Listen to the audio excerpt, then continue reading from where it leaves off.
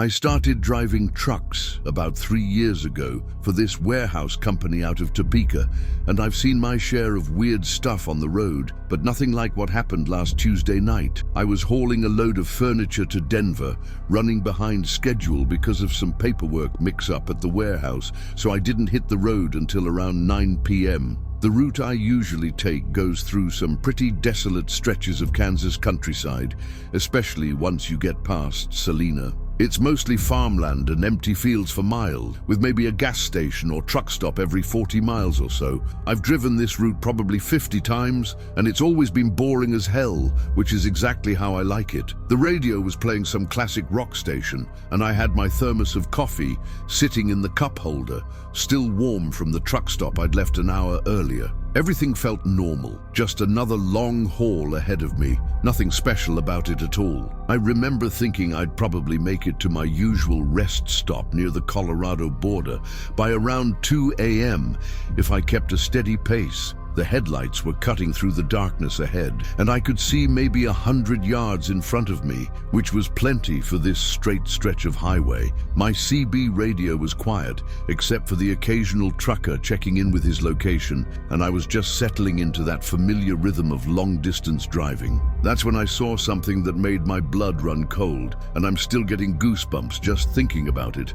About 2 miles past this little town called Brookville, I caught sight of someone standing right at the edge of my headlight beam, maybe 50 yards ahead on the right side of the road. At first glance, it looked like a person in all black clothing, but something was immediately wrong with the proportions. The neck was way too long, like unnaturally long, stretching up in a way that made my stomach drop. They were wearing what looked like a black scarf or some kind of cloth wrapped around their head and neck area, but I could still make out that weird, elongated silhouette. The moment my headlights hit this figure, they moved with this jerky, almost inhuman speed, darting off the road and disappearing into the tree line. It happened so fast that for a second I thought maybe I'd imagined it, but my heart was already pounding and my hands were gripping the steering wheel so tight my knuckles were white. I slowed down instinctively, scanning the woods on both sides of the road, but I couldn't see anything in the darkness beyond my headlights. The whole thing lasted maybe 3 seconds, but it felt like time had slowed down and every detail was burned into my memory. I kept telling myself it was probably just someone walking along the road, maybe a homeless person or someone whose car had broken down, but deep down I knew what I'd seen wasn't normal. I tried to shake it off and keep driving, telling myself it was just my tired brain playing tricks on me, but my hands were still shaking as I reached for my coffee. The radio seemed quieter now, even though I hadn't touched the volume, and every shadow from the trees seemed to be moving in my peripheral vision. I kept checking my mirrors, half expecting to see that figure running behind my truck or something equally insane, but there was nothing but empty roads stretching out behind me. My CB radio crackled to life with some trucker talking about road conditions near Hayes, and the familiar voice actually helped calm my nerves a little bit. I focused on the conversation, trying to ground myself in something normal and routine. Mile after mile passed, and gradually I started to convince myself that I'd just seen someone in weird clothing, maybe wearing a hoodie that created an optical illusion in my headlights.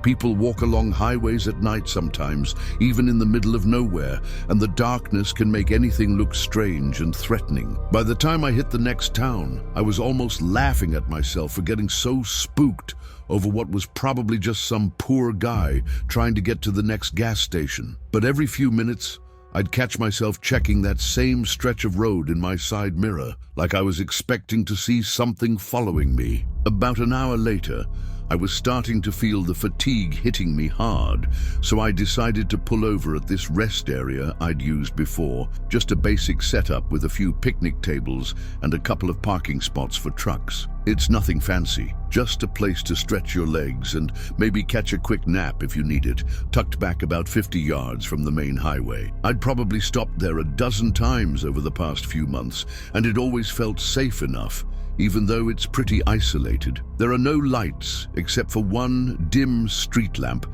that barely illuminates the picnic area, and the whole place is surrounded by thick woods on 3 sides. I backed my rig into the spot farthest from the highway, killed the engine, and sat there for a minute just enjoying the silence after hours of road noise. The plan was to rest for maybe 30 minutes, grab a sandwich from my cooler, and then push through to my usual overnight stop near the Colorado border. I turned off the headlights, but left the cab light on so I could see to eat, and I was just reaching into my cooler when I heard this soft rustling sound coming from the woods behind me. At first I thought it might be a deer or maybe a raccoon, but the sound was too deliberate, too rhythmic, like footsteps moving through dry leaves. I froze with my hand still in the cooler, listening hard to figure out what was making that noise. The rustling stopped for maybe 10 seconds, then started again.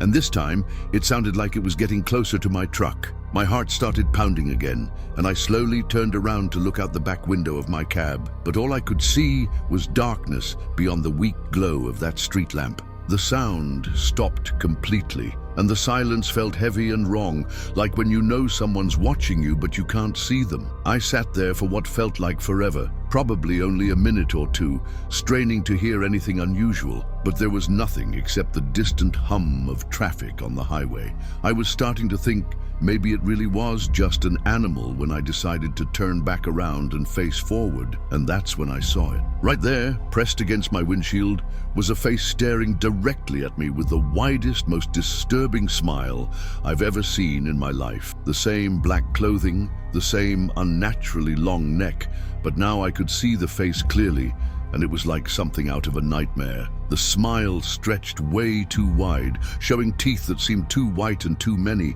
and the eyes were just staring right through me with this horrible, empty expression. I couldn't move, couldn't breathe, couldn't even scream, just sat there paralyzed while this thing pressed its face against the glass, not 3 feet from mine. The worst part was how still it was, just standing there with that awful grin, not blinking, not moving, just watching me with those dead eyes like it was studying me or waiting for something. I don't know how long we stared at each other, probably only seconds, but it felt like hours, and I could feel this cold sweat breaking out all over my body. My brain was screaming at me to do something, anything, but I was completely frozen in terror, like my body had just shut down completely. Then just as suddenly as it had appeared, the figure stepped back from the windshield and started moving around the side of my truck, still maintaining that horrible smile, still keeping those eyes locked on mine through the side windows. I watched it move with that same jerky, unnatural gait I'd seen earlier, and I could hear its footsteps on the gravel, slow and deliberate, like it had all the time in the world. Every instinct I had was telling me to start the engine and get the hell out of there, but my hands were shaking so badly I could barely find the keys. When I finally managed to turn the ignition, the engine seemed to take forever to turn over, and I swear I could hear that thing moving around my truck, tapping on the metal sides with what sounded like fingernails or claws. The headlights came on, and I immediately looked around for the figure, but it was gone, vanished completely, like it had never been there at all. I slammed the truck into drive and floored it out of that rest area like my life depended on it, gravel spraying everywhere as I peeled back onto the highway. My hands were shaking so bad I could barely keep the truck straight, and I kept checking every mirror, expecting to see that thing running after me or standing in the road behind me. The whole cab felt different now, like the air was thicker or something, and I couldn't shake the feeling that I wasn't alone, even though I knew I was. I cranked up the radio as loud as it would go, needing some kind of normal human noise to drown out the silence and my own panicked breathing. Every few seconds I'd glance at the passenger seat or check the sleeper compartment behind me, absolutely convinced I was going to see that horrible smile staring back at me from inside my own truck. The speedometer was pushing 80, way faster than I usually drive with a full load, but I didn't care about the speed limit or fuel efficiency or anything except putting as much distance as possible between me and that rest area. Mile markers flew by in a blur, and I didn't slow down until I saw the lights of the next town ahead, some little place called Russell that I'd driven through 100 times before. Even then, I didn't stop, just kept going until I reached a well-lit truck stop with other drivers around, people I could see and talk to, normal human beings going about their normal business. I sat in that truck stop parking lot for over an hour, engine running, doors locked, just trying to process what had happened and convince myself it was real. Other truckers were walking around, fueling up, grabbing coffee, doing all the regular stuff you do at 1 a.m. on a long haul, and seeing them helped ground me back in reality. I called my dispatcher to check in, mostly just to hear another human voice, and managed to keep my voice steady enough that he didn't ask any questions about why I was calling so late. The whole time I was on the phone, I kept scanning the parking lot and the surrounding area, looking for any sign of that figure, but everything looked normal and safe under the bright fluorescent lights. I grabbed a cup of coffee from inside and tried to chat with the guy behind the counter, just wanting to feel connected to normal people again.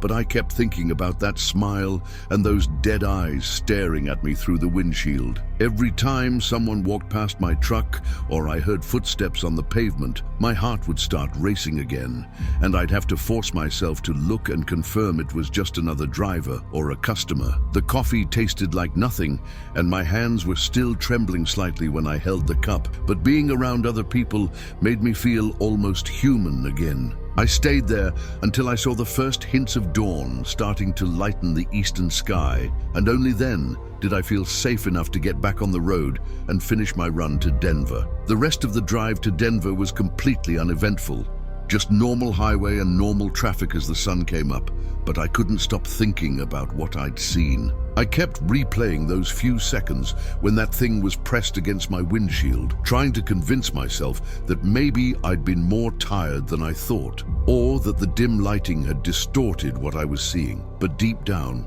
I knew what I'd witnessed was real, and every detail was still crystal clear in my memory. The way its neck stretched up longer than any human neck should, the unnaturally wide smile, the way it moved with that jerky, inhuman gait around my truck. When I finally reached the delivery warehouse in Denver, I was exhausted but wired at the same time, running on pure adrenaline and too much coffee. The guys at the loading dock were making their usual small talk while they unloaded my trailer, and I found myself wanting to tell someone about what had happened. But how do you explain something like that without sounding completely insane? I just nodded along with their conversation about the weather and traffic, all the while thinking about those dead eyes staring at me through the glass. The normal routine of paperwork and logistics felt surreal after what I'd been through, like I was acting out a part in a play while my mind was still back on that dark Kansas highway. I checked into a motel near the warehouse and tried to get some sleep, but every time I closed my eyes, I could see that horrible smile and feel the weight of those empty eyes watching me. I ended up staying in Denver an extra day, telling my dispatcher I needed some maintenance work done on the truck, but really, I just wasn't ready to drive back through Kansas yet. I spent hours online searching for any stories about strange sightings on that stretch of highway, looking for someone else who might have seen what I saw, but I couldn't find anything even close to what I'd experienced. There were the usual urban legends and ghost stories that every state has, but nothing about tall figures with elongated necks or anything specific to that area between Salina and the Colorado border. I called my buddy Jake, who's been driving trucks for 15 years, and tried to casually bring up weird encounters on the road, but he just laughed and told me about the time he thought he saw a UFO that turned out to be a weather balloon. The more I thought about it,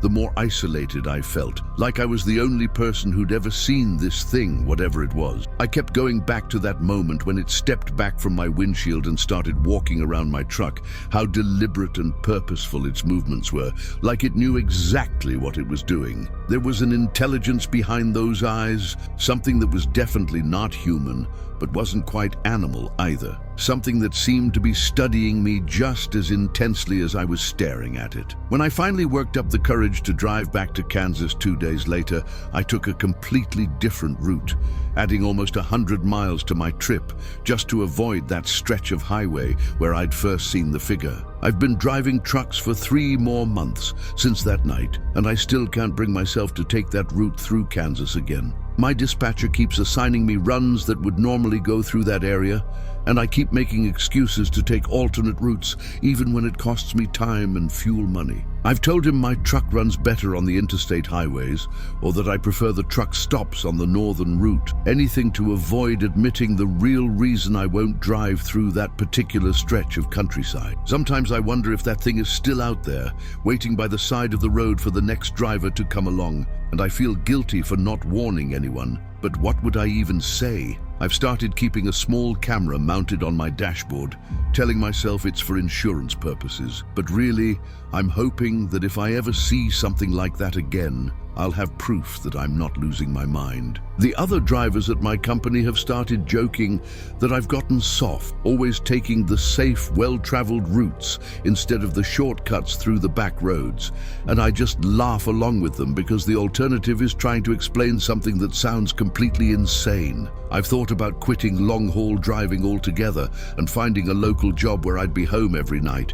But trucking is all I know, and I can't let one terrifying experience destroy my career. Every time I'm out on a dark highway late at night, though, I find myself checking the edges of my headlight beams, scanning for any sign of movement or unusual shapes that don't belong. The worst part is not knowing what I actually encountered that night, or why it seemed so interested in me specifically. I've read everything I can find about unexplained phenomena, cryptid sightings, even psychological explanations for hallucinations caused by sleep deprivation and highway hypnosis, but none of it fits exactly what I experienced. What I saw had a physical presence. It interacted with my environment. It left footprints in the gravel that I could hear. And most importantly, it seemed to have some kind of agenda or purpose that I can't begin to understand. Sometimes I catch myself wondering if it was trying to communicate something, or if it was just curious about me. But then I remember that horrible smile and those empty eyes,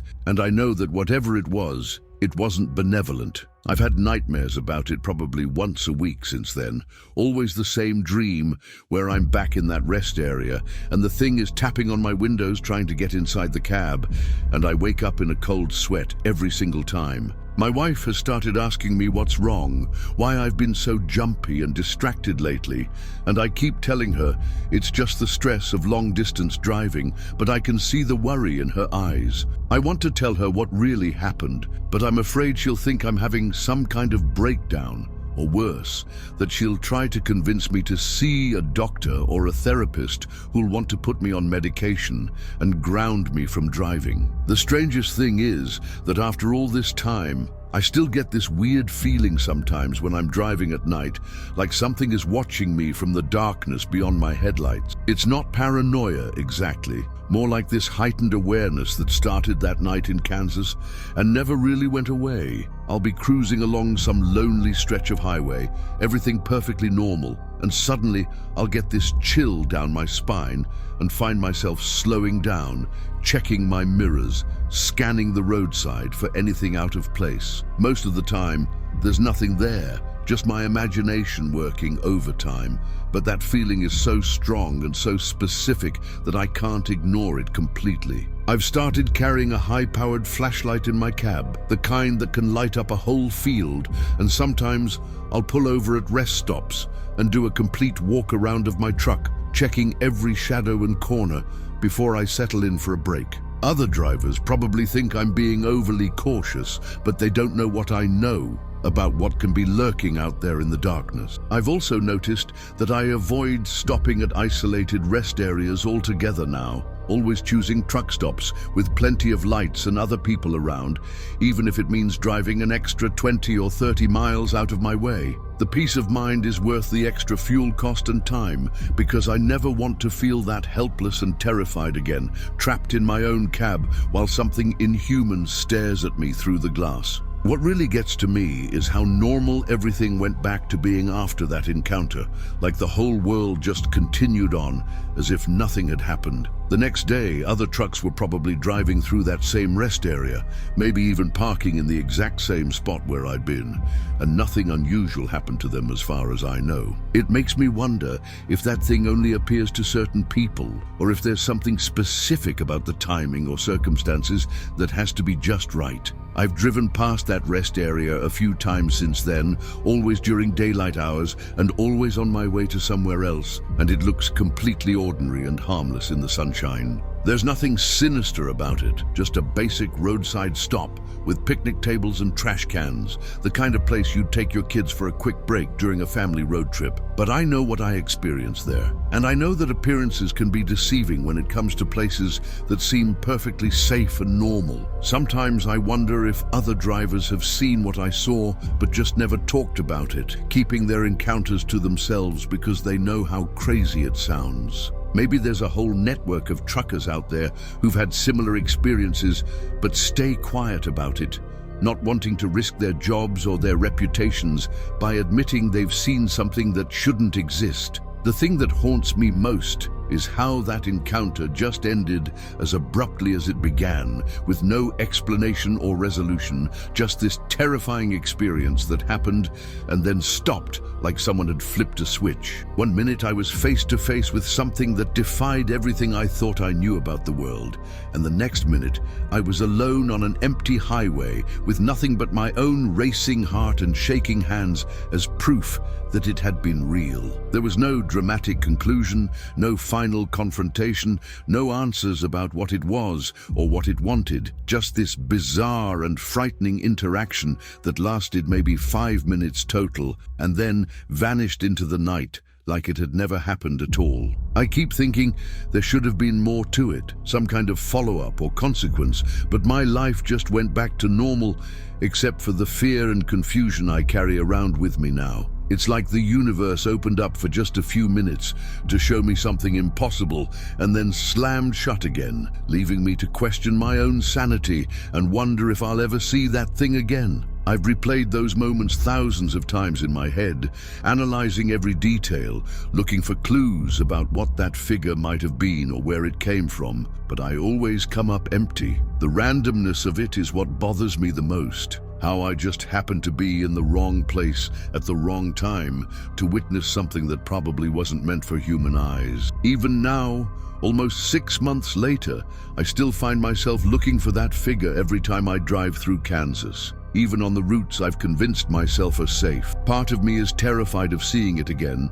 but another part of me wants answers, wants to know if what I experienced was real or if my mind is playing elaborate tricks on me. I've considered going back to that rest area during daylight hours, maybe talking to local law enforcement or asking around town to see if anyone else has reported strange sightings, but I can't bring myself to do it. I'm afraid that if I dig too deep, I might find out something even worse than what I already know, or that I might somehow trigger another encounter that I'm not prepared to handle. So I just keep driving my routes, avoiding that stretch of highway, and living with this secret that I can't share with anyone who would believe me. The uncertainty is eating me alive sometimes, not knowing if I saw something supernatural, or if I was the victim of an elaborate prank, or if there's some perfectly logical explanation that I just can't see. All I know for certain is that on one dark night in Kansas, something with an unnaturally long neck and a horrible smile